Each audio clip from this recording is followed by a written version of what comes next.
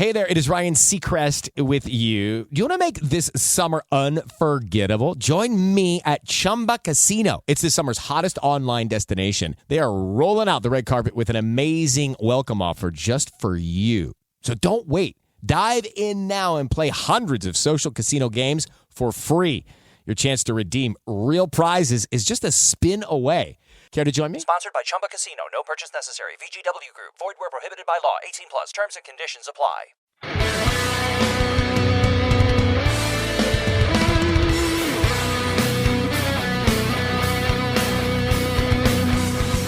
Welcome to the Man Cave Podcast with Dan Casper.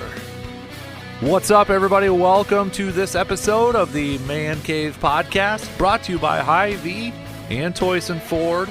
Don't forget to check out the Swag Cave, brought to you by Resonance Branding Company, the official swag provider of the podcast. You can get that link in the podcast description. Brewers. We're going to talk some Brewers on this episode of the podcast.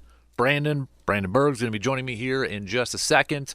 We're going to talk about, he's got his list of players that could be potential targets for the Brewers with the upcoming trade deadline nearly upon us. Also, we're going to talk a little Ryan Braun legacy, because he's back in Milwaukee, going to be inducted into the Walk of Honor, Walk of Honor for the Brewers. Walk of Fame, I should say, for the Brewers. So that's going to be in the second half here. We're going to lead it off, though. We'll bring in Brandon right now and talk some Brewers, Brandon, because I've been waiting for this for a while now. Trade deadline's coming up. First, before we get to that, did you alter your list based off the Yelich injury or not really? Slightly. Okay. It was tough because, kind of thinking, I still would have been okay. Like my thought was still like, okay, offensively they could use some, a little something, but that didn't really change too much. Like, because some of the, I'm not sure that some of the bigger names out there, not only how good of a match are they for the Brewers, but also would the Brewers do it? Mm-hmm. Like, I tried to be realistic about it. Like, right. Vladimir Guerrero Jr., as much as I would love for him to be in Milwaukee by this time next week, is not on my list. Or Scooby or anything like that. Or exactly, or anyone like that. Like, I tried to be pretty realistic with it. Mm-hmm. Yeah, that's what I appreciate about you. You're realistic. Try to be. Shall we just get right into it? Because you brought the list. He hand wrote this, people, and I did. It's like I can even sort of read it. How many names you have on there? Do you 8. know? 8? Okay, it looks a lot. Yeah, more there's than just 8. There's just numbers and stuff that I can. Or do you just have like notes on there? Yeah, I see a lot of notes. dashes in that. So okay, all right. So trade deadline's Tuesday, July 30th. We've seen some teams kind of make some moves now. Late last night, the Mariners made the deal for Randy Arozarena from the Rays. AJ Puck went from the Marlins to the D-backs. So at least we don't have to play him or go up against him this weekend. No. That'll be nice. Yeah. Right? So, all right. I'm going to lead you right to it, man. Do you have it in order, like not priority or not really? Or not really. I okay. mean, I probably could. I mean, if you ask me, like, well, which ones would you like more than others? But, and I'll start with pitchers. I've got five starting pitchers. Okay. And 3 position players. So, okay, 5 no bullpen. I didn't look too much into that. I think it's very possible because obviously the Brewers always seem like they're always looking for bullpen help. But I'm kind of interested now how this could work, because the thing I'm interested in when it comes to the Brewers bullpen is I think that right now, by the time we get to the deadline and past it, one of the lefties in the bullpen is going to be kind of the odd man out. Okay. And I think that it might be Hobie Milner. Because obviously I think Brian Hudson's on pretty safe ground right now. Same for Jared Koenig. He's kind of been a bit under the radar too with how good he's been. Rob Zastryzny came in during the year, and he's done really, really well. Yeah. And I believe he's out of options. So between Zastryzny and Milner, you're just not going to keep 4 lefties in your bullpen. That's too many. So I think one of them is ultimately going to go. Maybe it's in a deal. Cubs only have 1 lefty. We keep getting reminded. So maybe. Exactly. So maybe it's one of those things where, like, is there a contender out there that has that needs a lefty, and there is kind of almost like 2 teams kind of swapping from depth as opposed to trading with a team that's out of it. Right. I think that's possible, because I think Hope Miller's numbers haven't been great this year, but I think his kind of his advanced numbers say that he's been better than maybe like his ERA says. But right now he's pitched the fourth best out of the 4 lefties out of the bullpen. So, but I've got 5 starters here, and 2 of them it's going to be a little bit tougher just because. I guess I'll just start with them then, because I've got 2 starters off the Texas Rangers, even though Texas Rangers are only a few games back because of the way that the last few weeks have been in the ALS. So they may not sell. They may look at it and say, hey, let's make another run at it. Right. So that's very possible because they've got the Astros and the Mariners. Easy for me to say in front of them. So, but I mean the 2 guys I had mentioned from the Rangers were Nathan Eovaldi and John Gray. Okay. Nathan Eovaldi, if it was possible, would be someone that would be pretty high for me, just because he's an experienced kind of he's pitched a lot of big games in the postseason. He was one of the best pitchers for the Rangers last year when they won the World Series. So, 34 years old, 7-4, 3.31 ERA, 106 innings, 2-time World Series champion. So I mean he's pitched a lot in the postseason, which I think would be helpful. Kind of the complicating thing with him is that he has a vesting option on his contract where that he'll realistically hit. If he hits, it was something about combined innings between last year and this year. If he reaches a certain threshold, like he has an option or something for next year, which is I think was for $20 million. So it's it's not nothing, especially for a team like the Brewers. But that's something where if they made that trade, do the Rangers send some money with to kind of help get a better prospect return. So I mean, he was one. John Gray was the other. 32-year-old righty, 5-4, 3.73 earned run average in 74 innings this year. Before Texas pitched with the Rockies, that may be where some Brewers fans have heard from him. He's due $13 million in 2025, the last year of a deal, or I think a 4-year contract he signed. The thing that's always really interested me about John Gray, and he is someone that I've liked for a while, is he throws really hard. I mean, his fastball average is close to 95 miles an hour.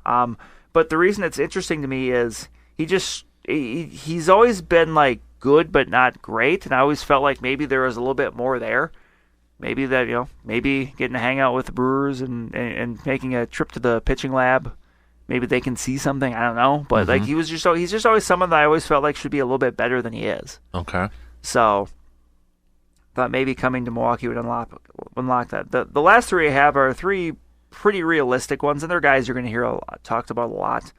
My first one's Eric Fetty from the White Sox. Okay, I was wondering if he's a popular one. 31 years old, 7-3 with a 2.98 earned run average in 117 innings this year. Is due 7.5. Actually, no, I take it back. I've got 9. I forgot. I've got 9 people on here. I've got 6 pitchers. Okay. Bonus pitcher. Bonus. It's a top 5 plus. Top 5. I'm good for that. Fetty is also under contract next year for $7.5 million. So that's pretty. That's pretty realistic for the Brewers. He kind of bounced around a little bit earlier in his career, and he actually went to Korea last year and pitched, but really learned a lot there and kind of altered his pitch mix and has been very successful with it. So he's someone that I would say is a pretty realistic option, but I also think he's going to be realistic for a lot of people. I think he's going to be in pretty high demand. Obviously, Garrett Crochet gets a lot of attention for the White Sox, and rightfully so, but Eric Fetty, I think, is going to be on the move, and he's going to, if you're going to trade for him, you're going to have to give up a little something for that. Yeah. I mean, just because of the value there and how good he's been. Now, but I think it could be worth it for a team like the Brewers. You got control as the arbitrate for next year? Okay. Yeah, it's not arbitration. He signed, I believe it was like a 2-year, $15 million contract, something like that. So it's, you don't have to go through that process. No, in some ways that's better because you just know, like, hey, we have to account for this. It's $7.5 million, which is very, very doable for a guy that's pitching the way he is. Mm-hmm. The guy I actually forgot about was Jack Flaherty from Detroit. Oh, okay. He's the youngest guy on this list as far as pitchers go. He's 28, 7-5 with a 2.95 earned run average this year and a little over 100 innings, striking out a bunch of batters, striking out more than 11 hitters per 9 innings. The thing with Flaherty is 2 words: injuries and upside. He is someone that when he's on his game could be as good as any of these pitchers I'm going to bring up. It's happened for him at times. We've seen it with the Cardinals at times where he's pitched really well, but he's just been very hit or miss. Mm-hmm. I mean, this is one where you could trade for him, and he could post an ERA under 3 down the stretch, or he could have an ERA well above 5. Like, there's risk here, but it's kind of one of those risk versus reward things. And he signed a 1-year deal with the Tigers, and this worked out very well for the Tigers because they signed him kind of hoping to he would get back on track a little bit, and then if they weren't in contention, they could trade him. And that's exactly what's probably going to happen here. So Tarek Skubal probably, I mean, could happen. If a team maybe like the Orioles just says, look, we've got all these prospects. Like at some point, we got to kind of, trade some of these guys and go for it. I could see the Orioles being in play there, but not for Flaherty, obviously for Skubal, but Flaherty's another guy. He's a guy that maybe the rest of the teams that aren't the Orioles or the Dodgers might be interested in. So. Right. My last two pitchers are on the same team. I don't think they would both be traded to the same place, but you never know. First one, I've mentioned him on here before. Yusei Kikuchi from Toronto. Glad you said that name. Yes. 33-year-old lefty, the only lefty on the list here for me. 4-9 with a 4.54 ERA and 111 innings. So, I mean, he's obviously his numbers are a little worse than the previous people I've mentioned, but striking out more than 10 batters per 9 innings. That's, again, he's a veteran. He's been around for a while. I think it would be important to try to get a lefty in there if you could. I mean, it's not an absolute game changer. Like, you don't have to just target, just has to be a lefty, but I think that's important to get a little bit different look in there, given the Brewers don't, really have much of that in their rotation. The thing that's hurt Kikuchi this year is he's been home run prone. He's given up some homers, so not crazy amount, but it's going to hurt his overall advanced numbers. But he is someone, he's free agent after the year, so he's someone I don't think you'd have to give up a ton to get, and I think he can really be a stabilizing force in the rotation. The other guy is another Blue Jay, and that's Chris Bassett.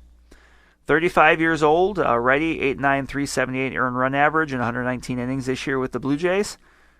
He's, a thing that really has drawn me to him is, even though he's 35, I think he's the oldest guy on this list for me as far as pitchers go, but he's been a workhorse. The last 2 years, he's thrown at least 181 innings.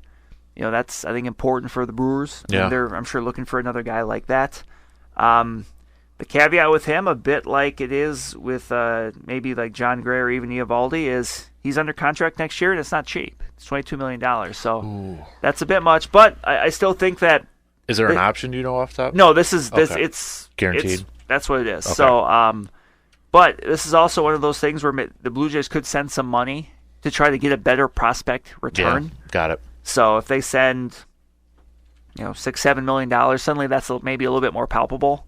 Because Chris Bassett, I think he's just a kind of guy that I don't think a lot of people know about, but he's had a lot of really good years, and I think he's someone that if he came in like immediately, he's in your playoff rotation. He's one of your top few guys. I think all of these guys for the most part are. Yeah, I mean, I said I really targeted veterans. Again, being realistic, I looked at guys that weren't. For the most part, they're all either free agents at the end of the year or there would be a possibility of 1 year after that. Jordan Lyles going to the Dodgers, unfortunately, killed my dream of Jordan Lyles being traded for three times or whatever it was that the Brewers have traded for him. So, but those are the pitchers. Okay. Now, is there, before I let you get to the position players, is there a pitcher that really stands out to you the most? Like you just feel like that's the best if you had to rank it, or maybe a couple of guys that kind of stand out from the rest for you? Eric Fedde, to me, seems like the most Brewers option because of the, he's under control for next year at a cheap price, which, again, might mean they have to pay a little more. But, he's pitched very well this year. Like, kind of the reinventing himself in Korea thing is kind of interesting to me. I mean, he's someone that I could see. But otherwise, like, even though it's not real, I think the two Texas guys are probably the most unrealistic of the six because they're only, they're still kind of in the playoff race. But, man, I would really like Nathan Eovaldi just because I like the postseason experience, the fact that he was one of the top starters for a team that won the World Series last year. Like, I think that's very important on a team that, assuming they make the playoffs, doesn't have a ton of like experience pitching. Right. So I would like to have that guy in there as kind of a stabilizing presence in the rotation. He's a guy that you could throw out there in game one of a series and feel good about it if it's not Freddie Peralta. Yeah. So I would say him. And then otherwise maybe Bassett would be maybe my top three. Okay. Just as far as when you're kind of trying to combine like realisticness and what they bring to the table. All right. So position players. Now I'm kind of curious on this one where you went with it. Now, refresh it. You didn't necessarily alter it because of the Yelich Not really. issue? Okay. Not really. Okay. I mean, these are guys that I probably would have had on here even if Yelich didn't get hurt. Okay. And just kind of to explain it ahead of time here, all three of these guys are kind of infield versatile. Okay. Maybe like a corner infielder, like so they're all infielders? Not all. I mean, not necessarily. Okay. I don't have any strictly outfielders. I will say that. Got it. Okay. But my first one, I'm going back to this well. I hit on it last year, and I think it would be hilarious if they did this. Mark Canha. Okay, I threw his name out there too, but I'm just like, okay, I think it's a fit, especially now because he does play outfield. Mm-hmm. So he's not. I mean, he's one that he plays first base. He has played third in the past, but you don't really want him going there, right? Yeah, and I mean, as long as Joey Ortiz is there, like it's not a big thing. He wouldn't have to very much Monasterio anyway. too. But he also plays all over the outfield. So if you wanted to try to get a little bit of that coverage back, like he would be one of the weaker fielding outfielders out there, but you could still do it, like he did last year, and he was fine. But this year with the Tigers, hitting 234, 338 on base, 7 homers, 36 runs batted in, OPS just below 700, so a little bit below league average.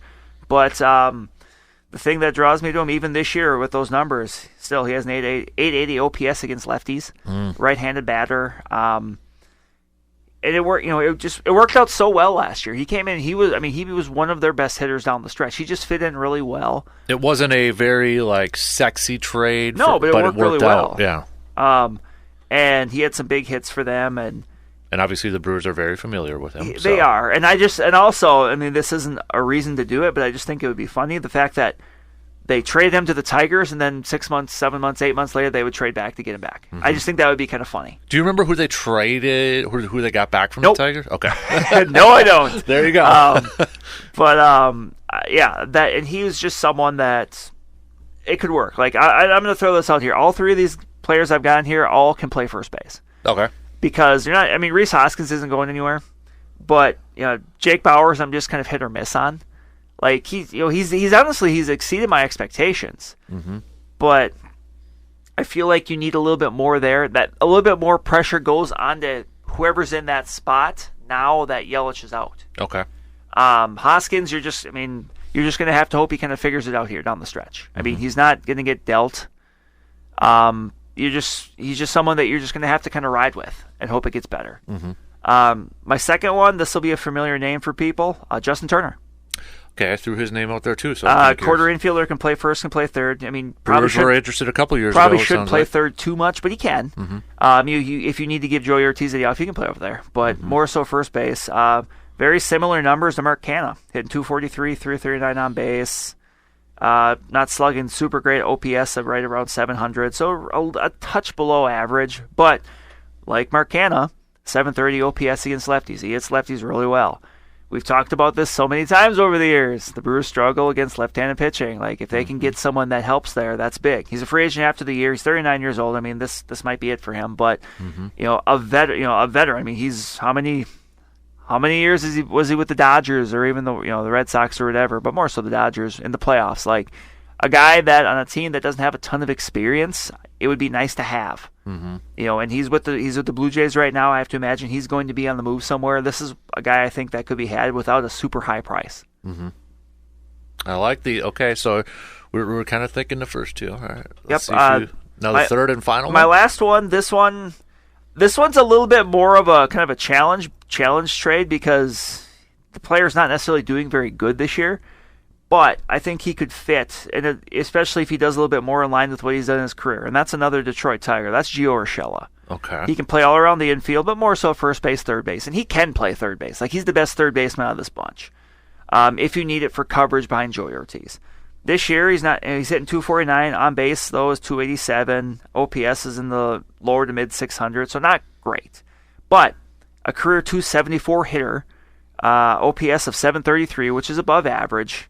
Free agent after this year, like he's someone that would be a bit of a challenge trade, but again, somebody that if he a right-handed batter, if he does what he's done in his career, I think he could be helpful as a guy that could bop around the infield and play. I would say these are kind of ranked in the order of how I would want them. Okay. Canha, Turner, and even so, there's a little bit of a distance between Turner and Urshela. But I wasn't looking at too necessarily that big of swings. Like, there's some other guys out there, like Brent Rooker from Oakland. I mean, he's a big power hitter, but he's strictly a DH. So that's tough. Like, for me at this point, it's just kind of tough to trade for, especially for someone under control after this year that is DH first. Mm-hmm. And I thought about being funny and putting Jesse Winker in here, but I feel like even though he's going to be dealt he's having a good bounce back here at the Nationals. Like, that ship's probably sailed. I don't think the Brewers are looking down that road. I don't think Winker may be very happy to go down that road. So it didn't work. So no sense trying to run that back. So but those are the guys I'm kind of looking at. Okay. So like the position players, I mean, they're veterans, rental. All three of these guys are free agents at the end of the year. So they're if you're kind of looking for someone with a little bit more control, I just didn't know if that was a route they would necessarily go. Right. If it was, I guess I don't know what position. And notice that outside of Canna, who can play outfield, I don't really have any outfielders on this list. I think the Brewers might be fine maybe just going with the 4. The outfielders they've got right now and just kind of spreading that time around. Right. And for the most part, all of those guys are bringing something to the table anyway to where they should be out there. So it's not like one of them is really, really scuffling. And it gives them a chance to see what they've got, too. Exactly. Good, I mean, right? you're going to have 3 of the 4 out there every single day. And at the very least. And you can always work in a DH. That DH is still kind of a floating thing. Right. The one thing I'm kind of wondering right now, and the other thing with the Brewers, too, is remember they're carrying 3 catchers. Yeah. I don't think that will continue past the deadline because I feel like it's a bit like I mentioned with Hobie Milner, where I think one of those 2 catchers, could be of interest to other contenders. Where Gary Sanchez is just getting back now. He's having a kind of a typical Sanchez year where you look at like his average and on base, it's not great, but his OPS is okay. He's actually pretty good for a catcher because that's just how he is. He's a low average, low on base percentage, but he hits for power kind of guy. Eric Haas hit really well. He struck out a lot, but I just feel like one of those catchers, probably more so Haas, to be honest, could be of interest to like a team, especially like an American League team that, the Brewers may be a little bit leery about trading in the National League. But, is there a team out there that, maybe they have an abundance somewhere else where you've got, teams that can just that are contending, but they kind of trade from positions of strength. I want to ask you, this was a few days ago, so maybe it's changed here too, but there was that MLB.com write-up where they mentioned about some teams potentially towing that line of being buyers and sellers. And the Brewers were mentioned as a team like that, towing, like finding, not necessarily selling off, but maybe finding something for the future. I immediately thought of like, is this another Josh Hader thing where you're in first place, but you're trying to protect for the future? Then I'm thinking of players. I'm like, is that a Willy Adames sort of thing? I mean, I would be surprised. Yeah, I would be very surprised because I was trying to think of like who else would it be? A Reese Haas, but I don't know who it would be on there. I don't know. Like, I guess Adames would be the first one that pops in my head, but man, I would be surprised. And we haven't seen Devin, so I don't know if anybody would want to acquire. So that one kind of confused me a little bit. Yeah, I'd have to think about that one a little bit because that's surprising. I would be very surprised. Right. Because Willie was the first one, and I think for obvious reasons. Right, he's free agent after the year. Yep. And then it's like, okay, Ortiz could go there. Do you bring up Tyler Black to play third base? And then but then it's like, but that would almost be like the Hader. Like, how much would that affect that clubhouse? Yes, and the thing about Adames is he is an absolute leader in that clubhouse. Like, there's a decent chance, by this time next year he's not going to be on the Brewers because either he was traded or he left as a free agent. But when you're having that turnover, it's always so much easier to do in the offseason as far as just how it impacts the clubhouse. Like, the Hader trade made a difference. Yeah, like, that grieving period. You got even time. though like I wasn't necessarily opposed to it, but like it was the timing, right? It was the timing, but also it was just. And the situation it just took the air out of the room. Yeah, I mean, you could just tell. Like, if they were in fourth place, I think more people would have been right. Or if they were on the fringe of the playoffs, you could have understood it. But this one, like, they're in first place. They've got a decent sized lead. Like, I would be very surprised. At this point, I think with Adames, you keep him, and if he leaves in the offseason, you offer him the 1 year qualifying offer, which is like 1 year, it's like $21, $22 million. If a player accepts that, then they're essentially back on a 1-year deal. If they turn it down, you get draft pick. You get a draft pick. At this point, you might as well offer that to him at the end of the year. If he leaves, you take the draft pick. Yep. To me, there's more value in that because if you trade him, I mean, unless it is for some sort of big time frontline starter that's probably a free agent after this year too. Like I don't see the value in it. Yeah. So especially with Yelich being out now too, you need that power bat in there. Right, because then if you trade Adames, then you can probably move Joey Ortiz to short. Then it's like, well, what do you do at third base? Right. So it doesn't make a lot of sense to me. Like it doesn't match up. So, but yeah, where would that be elsewhere? I'm not exactly sure. Right.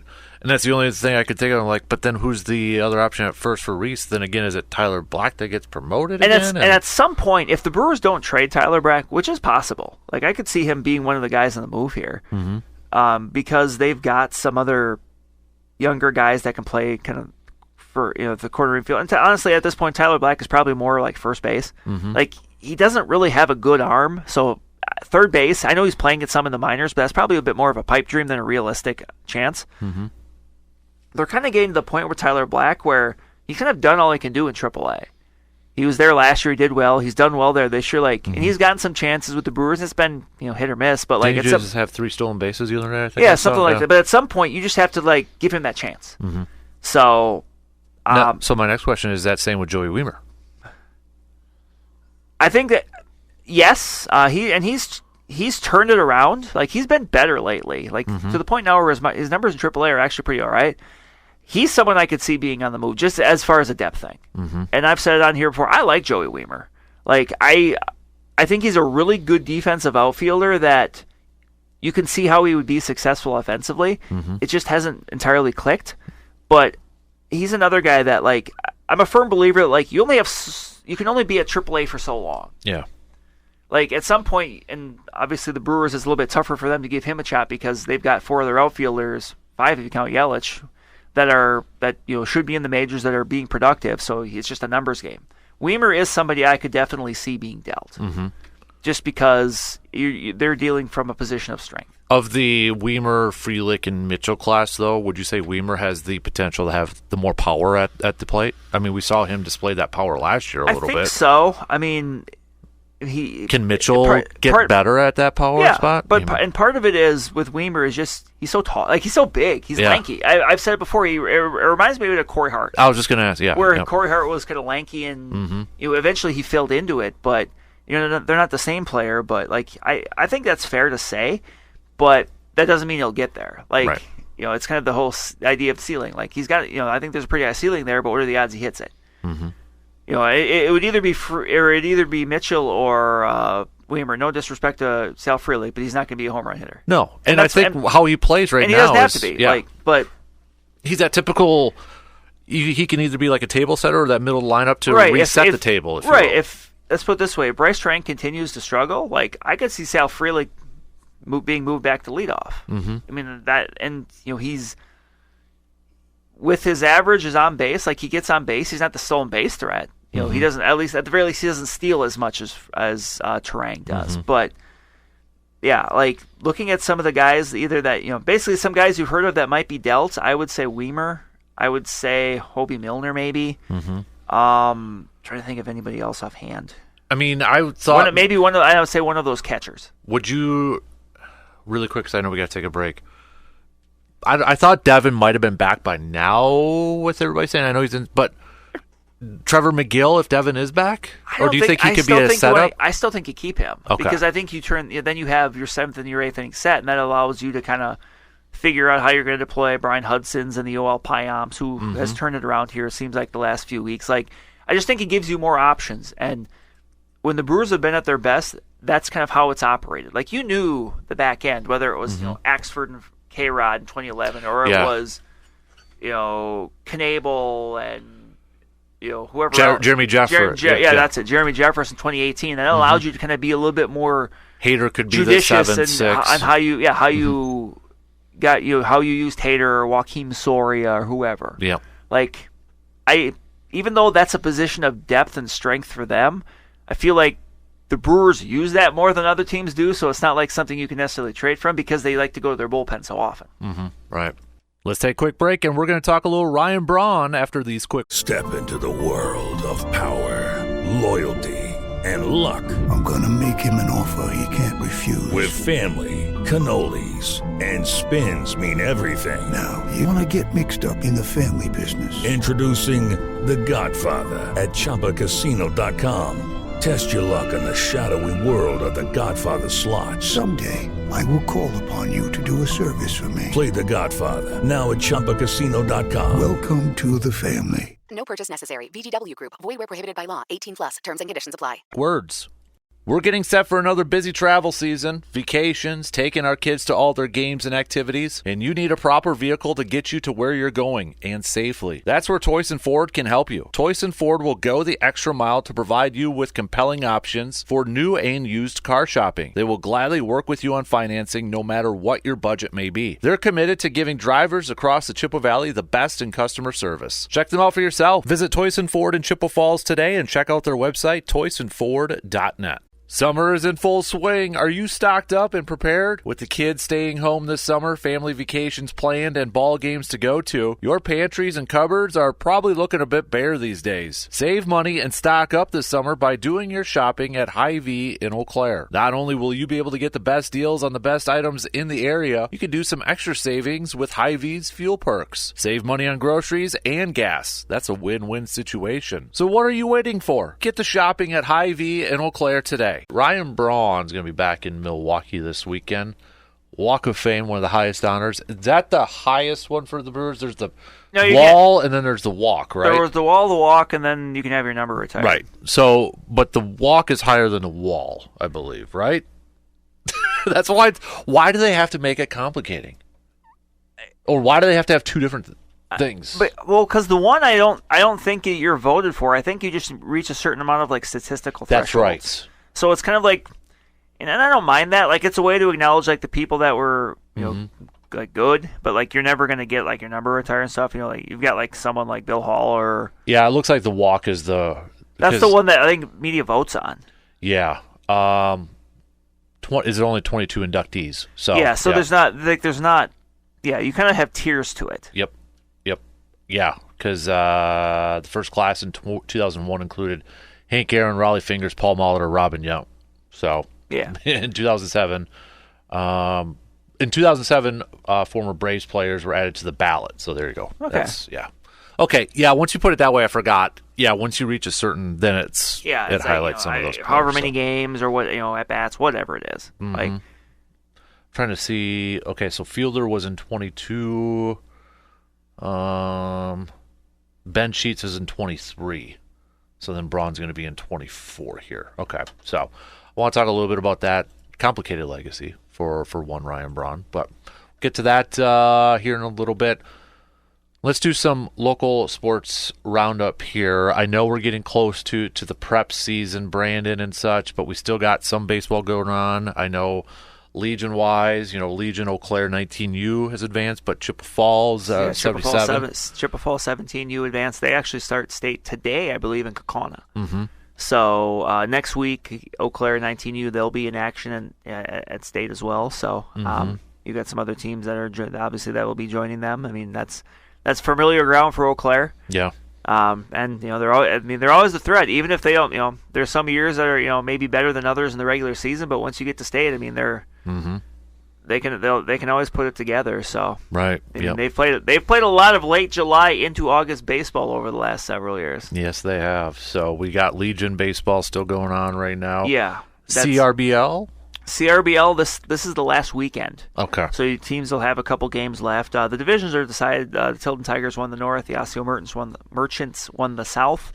And there'll be 2 wild card spots to grab. You've got the Eau Claire Cavaliers and the Eau Claire Bears, who are, I believe right now, they're in those spots. Mm-hmm. You got some other teams that are in contention there too. Chippewa Falls Lumberjacks,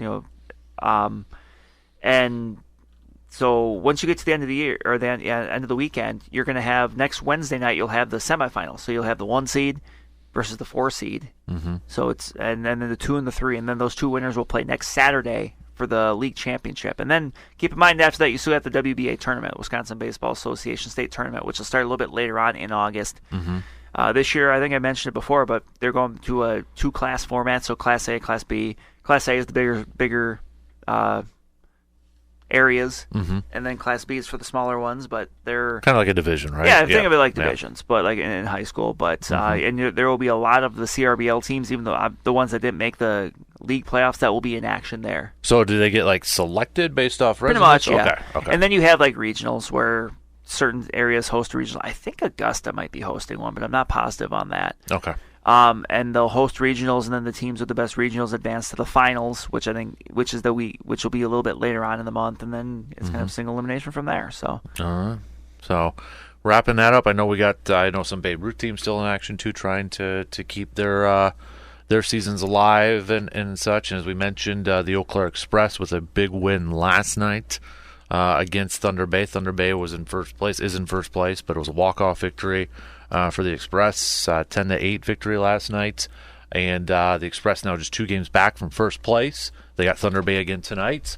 Then they got Waterloo at Carson Park this weekend. Waterloo's above them in the standings too, so a heck of a chance. And then when you look at schedule, I mean, we're talking about regular season's only a couple weeks long here.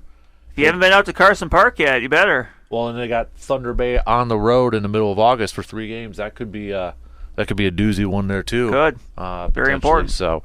Just that's a very tight Great Plains East division right now for the Eau Claire Express. Just 2 games back. So yeah, with the weather and such, maybe go check some action at Carson Park. So football practice for high school coming up here a week from Tuesday. So that man. Is the 6th.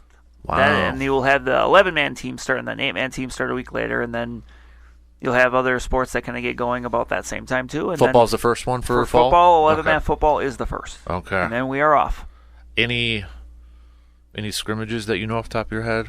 I mean, I know Chip always hosts one, and this year Eau Claire North will be there because remember, Eau Claire North and Chip are not in the conference. They do not play this year, so they will still see each other on these scrimmage field at Duray Field. And there's some other ones there. I know Stanley Boyd always hosts one. Does the Regis always host one? Or that one might be moving a little. I think that the last few years it's kind of rotated a little bit because it was, I was thinking like Menominee was in there, Medford was always in there, but I think it's started to rotate a little bit if I remember correctly. Okay.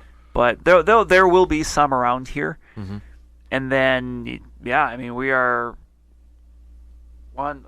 I'll do the math. 1, 2, 3. I guess 4 weeks still from first game. The first game would have been because the first game I know I'll be at will be August, I believe it's 22nd, and that will be Chippewa Falls hosting Stevens Point. That's a Thursday night. That's a good one. That's a big one right off the bat. Yeah. No kidding. Holy moly. We have to take the Mobile Man Cave to some practices. There you go. Little training camp practices and such. So, all right. Yeah, we might see if I can figure out a schedule and some locales to catch that out. So, all right. Quick little local sports roundup here this morning. Brandon, Ryan Brauns' legacy, how do you view it? Just comes straight out of the gate. I think you said it right when you said complicated. I mean there's a lot to it. There's a lot you have to consider. The good and the bad. I mean you can't ignore one. Yeah. They are intertwined together. You can't just kind of look at once and. It's hard for me personally because he was one of my favorite players of all time. And it was part of that. I mean, we've talked about it, that 08 season. We were in college, pumped up. I mean, all the moments, the walk-offs, the hits. That was kind of our big introduction to Braun, right? I know 07 and that, but that was like, okay.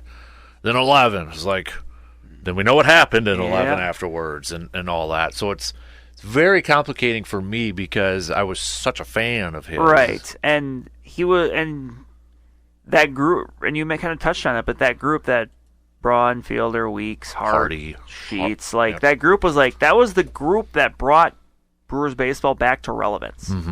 You look where it was, where it was, 2001, 2002, and I know Sheets was just starting then, but there was such a period of time where the Brewers baseball, when you go back in the late 90s, was just irrelevant in the state. And he was, one of the faces of kind of bringing that back. This is a great state for baseball. It's just that they needed a reason to cheer, and they hadn't had one in a while. But the thing with Braun is, I mean, it's just always going to be a two-edged sword.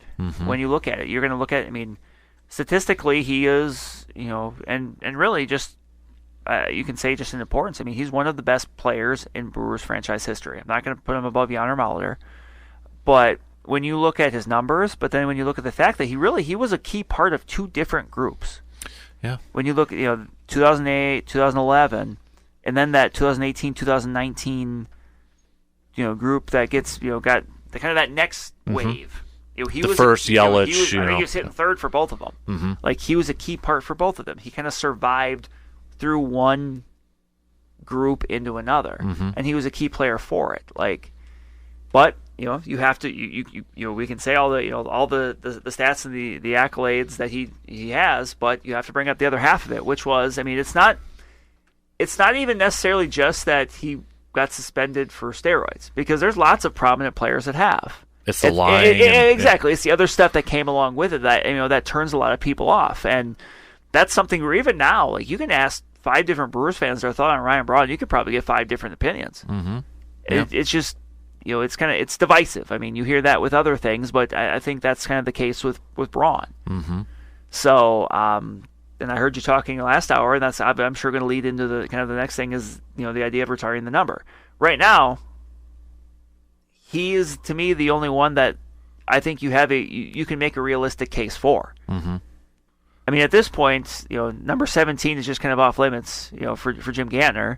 Like we heard that with Rhys Hoskins because that was his number in Philly. Mm-hmm. But it's kind of like the Paul Horning, where it's not officially retired, right? But kind of unofficially. I don't like that because either it is or it isn't. Yeah. If you're going to retire it, then just retire it. Right. If you're not, then don't. Mm-hmm.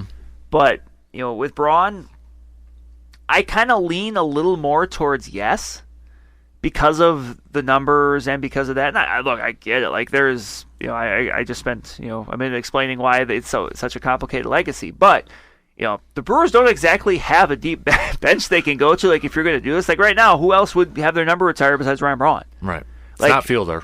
It's it's not Fielder. I mean, he had a great run and stuff, but you couldn't put Fielder above Braun. Mm-hmm. Sheets. I don't think you could. I don't think you could put any of those guys above Braun for having a number retired. Yelich, when it's all said and done? Depending on how it ends. If especially, I mean, this is a little bit different than maybe a week ago, but right. If he plays out the rest of his contract and he's a productive player and he does good things and maybe he makes a few more All-Star games, yeah, you could make that case. Because by then he would have played a decade with the Brewers. He would have won an MVP. He could have won a second if he didn't get hurt. Right. Another one that was a key part of a bunch of playoff teams. Like the floor or the bar is a lot lower at this point when it comes to retiring numbers for the Brewers, simply because there's not a bunch of them. Now that doesn't mean you kind of start letting everybody in, but right. that may be something that gets a Braun or a Yelich in 10 years over the finish line that he wouldn't if he was somewhere else. Mm-hmm. I've got his numbers up here, and honestly, I was like, oh, kind of forgot. So you mentioned like 18 and 19.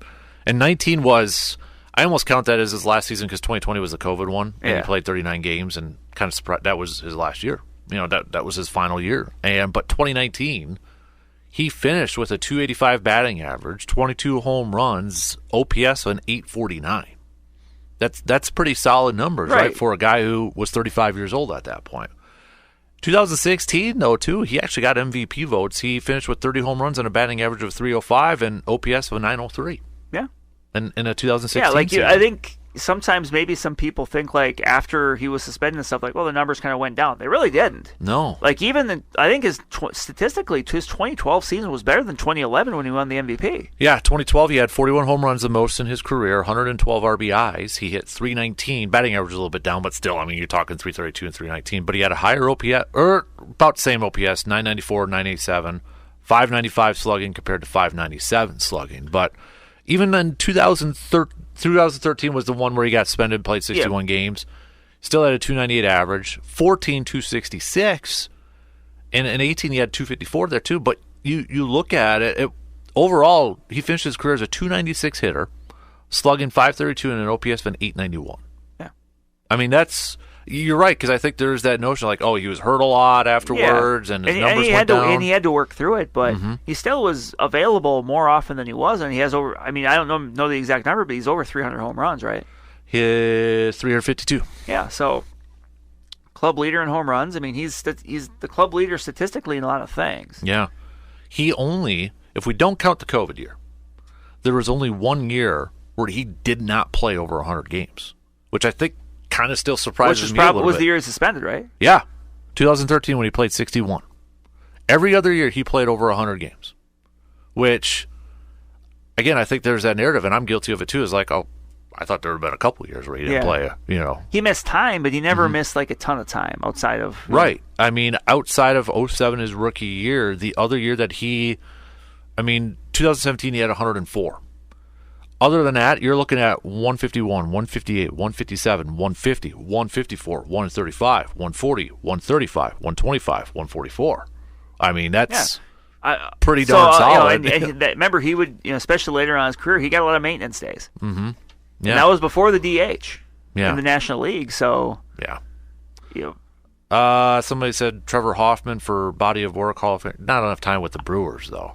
No, I mean, and that's kind of I know like Riley Fingers is, and his number is, but he wasn't with the Brewers very long. Like, but yeah, that's it. Yeah, body of work, yes, is great, but he was with the Brewers for 2 years, so that's that's a little tougher of a proposition. I always, when it comes to number retirements, I try to think of the team that they were like. When you think of that player, right? When you think of Trevor Hoffman, you think of the Padres, right? And once in a while, you have those guys that you can do it for a couple teams. Like Reggie White was Philly and Green Bay. LeBron's probably going to have a couple of them out there too. But yeah, when I think of Trevor, it's a Padre for me over there. Yes. So, yeah, and I don't like just because they're all Hall of Fame or two. I would not. Like in that because Fingers won a Cy Young with the Brewers, right? I think it's 81. So that that makes a little more sense, even though he wasn't there super long. But yeah, to me it's the body of work with somebody. That's why with that team, yeah. That's like that. Even with look, there's if the Brewers were to retire number 8, look, they're going to get some flack for it because of and rightfully so. But if you can handle that, like his resume to me says yes. There's just something else, obviously, that goes with it, and.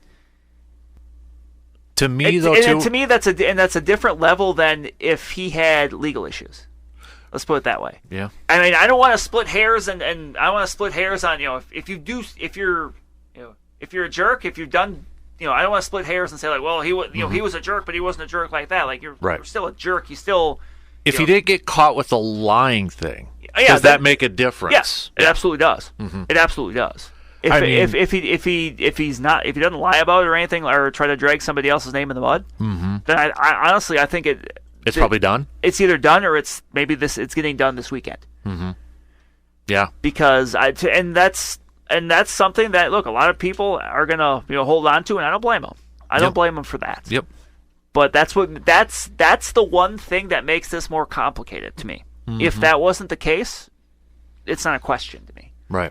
I totally agree with you. I still remember watching that presser when it got, and he's up there at spring training. Yeah. I mean, for crying out loud, he even had Aaron Rodgers convinced and all that stuff. And then you're right. I mean, and probably it was me being, Mark sports fan. I was convinced. I believed him. Yeah. Why wouldn't you believe him? Well, now we know. But at that time, no, I was like, oh, okay, well, someone else messed up something. Well, not necessarily. Yep. Nope. Not necessarily. So, not CC Sabathia. It was 2008 was awesome, but that was a half a season. That was 3 months, 3.5 months. Yeah. So yeah. I'm glad that because he came back at one point and that kind of honored him. Right. Yeah, and that was cool. Yeah. And I know he holds Milwaukee a special place in his heart between Cleveland, being in Cleveland, being in New York, but that's just one of those like you acknowledge it for what it was. It was a good time, but it wasn't a long time. Yeah, it wasn't even a year. It was just no. It was he got traded for in July, and he was gone. And I remember the day he signed. It was 2008, so I was in college, and I remember because I was really sick. So I was like laying on the couch in the living room, like watching. I think I was watching like SportsCenter, and they broke in with the news. I'm like, well, that's not going to help me feel better. And going back to the thing. This is where I don't want to get into a situation where you retire your number is just to retire a number. Right. I'm not saying like, well, you have to do it. You have to have a certain amount of them. No, but I'm just saying like it's got to be quite the honor. When you're the club's all-time leader in home runs, and you mentioned the career numbers. I mean, those career numbers stack up. In 14 years with the Brewers. In 14 years, those are numbers that are you're in the out-Molitor territory. Mm-hmm. Braun's never going to make the Hall of Fame, and he wouldn't anyway. Even if he didn't have that issue, his numbers, the 300, they're if his numbers were the same, but he didn't have those issues, he still wouldn't make the Hall of Fame. No, but he would. He's not a Hall of Famer, but he's one of the top 3 players in Brewers history. Mm-hmm. And I'll ask the question this way too: can you talk about the Brewers' history without Ryan Braun? No. Right. No. And I think that's the other part. Can you talk about the Brewers' history with and you can't? No. Right? You he was a key player in 2008. He was a key player in 2011. He was a key player in 2018 and 19. Mm-hmm. Yeah. I think he hit third in every single one of those years. Remember with the Ken Mock era when he moved him up to like number 2 or what was it or something like that? And I don't mind that thinking, but obviously it was something Braun wasn't interested in. Mm-hmm. Not a lot of people have good things to say about the Ken Mock era, and I'm sure Ryan Brauns probably one of them. I would not retire Josh Hader's number. I mean, even like he's not even. Well, first of all, he doesn't hold a single season. That still acts for I think at 46. Yeah, and or the career. Yeah, because it's Dan Plesac. That's still Plesac. Yeah. Like it was a heck of a run, like dominant. I mean, he might be. You could probably say he was the most dominant reliever in Brewers history. Mm-hmm. Especially doing it from 2017, I think, is when he got called up through 2022. Mm-hmm. But I mean, he's someone that on the maybe on the the walk or the whatever, like one of those other things, he'll be honored. He should be there when his time comes. Right. Yeah. But I think the thing too with the Brewers is you're just not going to have very many people that are in that conversation because, for the most part, the history of the team hasn't been great. Right. Yeah. I mean, you look at the Yankees where they're kind of to me, the Yankees, when they get to this whole retirement number thing, one, yes, you've had a lot of great players. But I also feel like, too, okay, you have a lot of great players. You should have a higher bar because I feel like a lot of times they get in that trouble like, oh, we got to retire that number. We got to retire that number. No offense, but Jorge Posada, those guys, like Jorge was good, but a number retirement, right? Especially for the Yankees. I mean, they're going to run out of numbers. Exactly. There's a reason they got guys in the 70s and the 80s now, and that's why I appreciate Green Bay being stingy with the number retirement. Yeah, they've had a lot of great players. Yep, second most Hall of Famers. How many numbers are they retired? Tony Canadeo, Don Hudson, Bart Starr, Ray Nitschke, Brett Favre. And probably Aaron Rodgers. Aaron Rodgers will be, yeah. Yes, Aaron Rodgers will be. So that's 5 now? 6. Right. Yep. And I'm fine with it. I'm perfectly fine with it. Yep. You know what they do, though? They honor the other guys if they're in the Pro Football Hall of Fame with their names up across the stadium. That's cool. You know. Another way to do that. Make it still mean something. Like, to me, if I were an athlete, to say my number's retired and no other player is going to wear that, it's a big deal. That's a huge deal. That, to me, is a huge deal. Don't water it down. Make it hard to get. I agree. So, but the other part to kind of wrap it up, the whole Mark Anasio thing. Like, I feel like with Mark being the owner, that helps Braun's case because they do have a really close relationship, right? I mean, they're very close. Like, that to me is almost like if there's going to be that one that tips it over where that number 8 is going to be retired, I feel like Mark has to be the owner for that to happen almost because of their relationship. What are you looking at? I forgot what day the trade deadline was for baseball.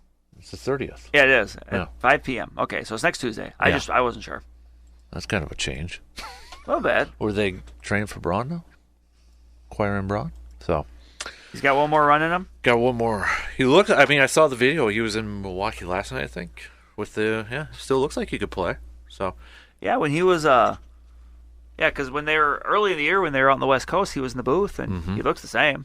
He does. Can I do mention, though, the little bit of irony that he's in town when it's Miami? I did think of that, too. Like, with the whole, he played at the U, but then the whole biogenics thing, Miami and all that. Well, I was also thinking he had some big moments against the Marlins, too. Like, I went the other way with that. Boy, yeah, you and I are on different ends of the spectrum here, but you know what? It all works. It combines, right? You just mix it all in there and it comes out the same way. So, and that would have been cool. I mean, Yelich obviously played for Miami too, and those two. It seemed like when Braun got to Milwaukee, he really tried to mentor Yelich. He did quite a bit. I still remember, was it the 18th season in the playoffs? I don't know why I still have this, but Yelich was on first. I think Braun hit like a liner or something past first, and Yelich didn't run because he thought it was caught, and Braun's just like freaking out on the baseline or something. So ended up getting out. And that really was kind of the passing of the baton as far as kind of like the franchise phase. Yeah. Yep. From 18 to 19. After Yelich won that MVP in 2018, like by 2019, that was his team. Mm-hmm. I think Braun was fine with being able to kind of just, be another guy. Mm-hmm. Yeah. It took maybe a little pressure off of him. Yeah. That is going to do it for us on this episode of the Man Cave Podcast. Again, brought to you by our good friends from Hy-Vee and Toyson Ford. Hey, if you got a few seconds, if you haven't done so already, if you could, give us a 5-star rating and a positive review wherever you listen to your podcasts, like Apple or Spotify. That way, others can find the podcast. More positive reviews, more positive ratings, more people find the podcast. Till next time, I'm Dan Casper, and I will talk to you on the next episode of the Man Cave Podcast.